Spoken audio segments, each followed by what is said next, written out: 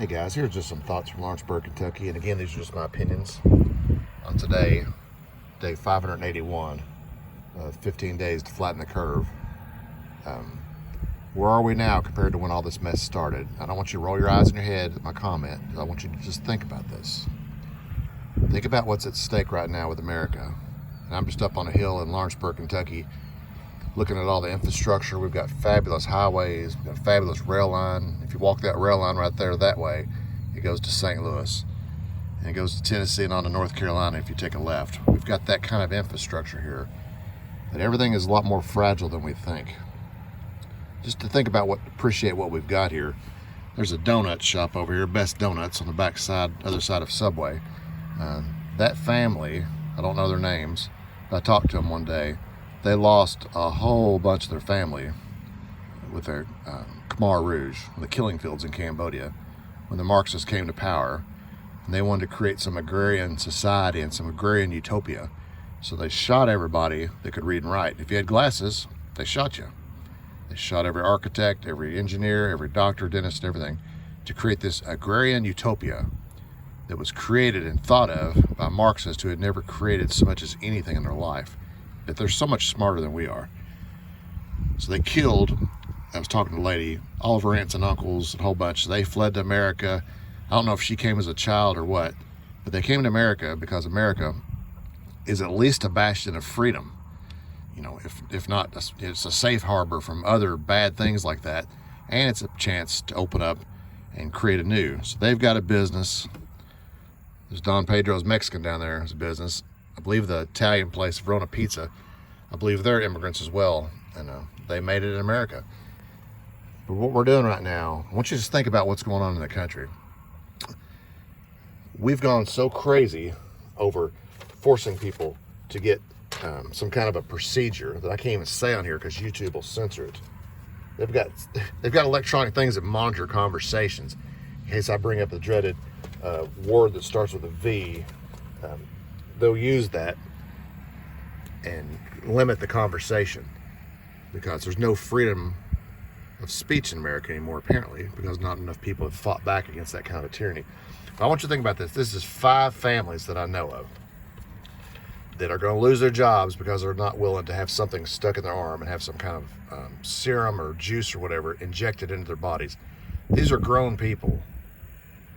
In California, Gavin Newsom said every school-age kid is going to have this stuff shot up in their arms, and there's no consequence, no excuse for, or no exemptions. We know what's best. We're the government.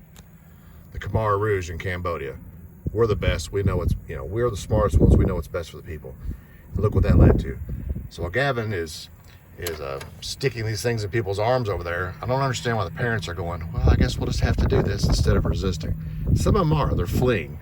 Like these Cambodians fled to America. Some Californians are fleeing to America and going to places like Texas and South Dakota. But listen to these 5 people I'm thinking of here. There's a person that works at Toyota that's selling their house and buying another house so they can get out of debt because they are not going to be forced to have this thing. These are grown people that I know. Another one is a factory worker here in town that they told him, a maintenance guy that does a really good job, and said, well, we hate this, but we're gonna fire you because even though you're a grown man in your 40s with a family, you're too stupid to make your own decision about what goes in your body. You know, my body, my choice. He's gonna lose his job. There's another person, an OTPT type of person, and they, same thing. They know it's coming, and they've just already decided as their family, we're not gonna go down that road, and they're gonna lose their job. There's a federal employee that I know that works out of town that lives here, 2 or 3 years away from retirement, and he went in and told them, I'm not going to get this procedure, very politely. I've got religious objections. I've got medical objections as a medical professional, and he may lose his job. Is that what we want to have? Just think about that. How many people do you see out here dying from this syndrome, this illness? I see people losing everything because of the consequences and the government overreach. And I know they've set everything from piranha attacks to avalanches. They've set it up as the death was caused by this particular condition. And they can only come up with 9,000 some people. And I know that's 9,000 some papaws and dads and moms. I understand that. But these are papaws and moms and dads here that are losing their livelihood over this. They have to make these terrible decisions. There's another one in Lawrenceburg. This is a veteran, and he works with a medical equipment company and been doing it for years and really good. And they said, you're going to lose your job in December if you don't get this. You know, a veteran guy in his 40s or 50s that knows, when he knows how to do stuff, he's done a great job, but he has to do this. And another guy is a federal contractor, works for a computer company thing for like a defense contracting company. And he preemptively left and went to another company, $100,000 a year income. But he said, I'm not going to take this. And if I have to go do $20,000 worth of, street sweeping, so be it. He preemptively left. And part of the company he works for, there's a contract company. At one of the bases they work at, all 29 people that work there quit. The entire workforce quit because they're not going to take this. So that's part of where we are. And I read an interesting article this morning from Jack Dorsey, who's a total schmuck, in my opinion, but a Twitter guy and a billionaire, and he does know a whole lot of things and invested. He said America is headed for hyperinflation. That's not inflation. That's hyperinflation. Look up what's going on in Sri Lanka right now. Look what's going on in Venezuela. Look what happened in Zimbabwe a few years ago. Hyperinflation is where a taco costs $1 at Don Pedro's, and you come back tomorrow and it costs $1.50. You come back the next day and it costs $14. And you come back the next day and they don't have any. And when they finally get them at the end of the week, they're $52 a taco. That's hyperinflation.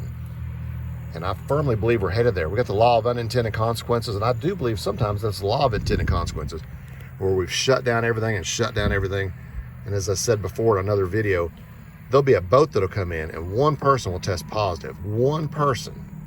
And they'll turn the whole boat around. All those shipments, all those products are rotting. There's people I've been listening, a shoe store in California got a big load of shoes. They've been sitting off the shore for so long. When they opened up the shoes at this high-end shoe store, the shoes were all molded and they had to throw them away because they're designed to get over from China or Korea or wherever it is in so many weeks and not sit out off the coast of Long Beach for weeks and weeks and months. And they were ruined. This system is so fragile. There's a truck going by with farm supplies, going to a Tractor Supply or Farm and Fleet or somewhere. Those things are made somewhere. They're brought in here. It's just-in-time inventory. And we can't screw this up by a bunch of bureaucrats in cubicles in Frankfurt or Washington that think they know what's best while the real people out here are working. So be careful what you wish for. This is in Lawrenceburg, Kentucky. And these people, these families are losing their jobs and their livelihoods because we should all be part of this. We should all be lined up, and we should do whatever the government tells us to do. Just think about that concept. Think about it. I believe that's tyranny.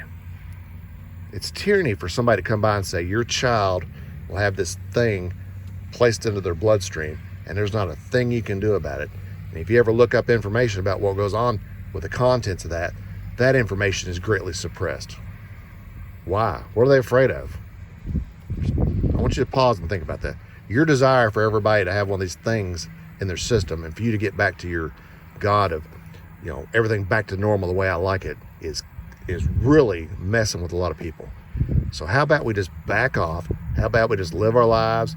If you want to wear a thing on your face, so be it. If you don't, so be it. If you want to have this thing, put into a large muscle group, so be it. If not, so be it. But this is the country we've got, and we're on the verge of losing a lot of things. So I was going to say that, and I don't know. I kind of get it out of my system. I don't want us to be like the Khmer Rouge, where these people have to flee America to go to Cambodia to get away from the hell that's going on as far as socialism. And that could very well be here. So pray for wisdom, and don't believe everything that they tell you. Don't be a fool.